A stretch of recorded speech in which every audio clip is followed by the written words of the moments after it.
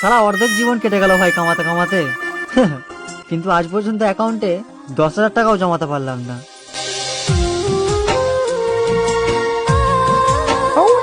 पढ़ाई लिखाई करके तुम कभी करोड़पति नहीं बन पाओगे मेरा दोस्त, क्योंकि पैसा कैसे कमाया जाता है ये स्कूल कॉलेज में नहीं सिखाया जाता है।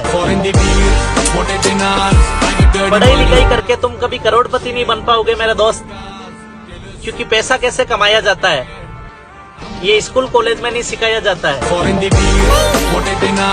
Never in your life compare yourself, अपने आप को कभी किसी से कम मत समझना दोस्त। जो तुम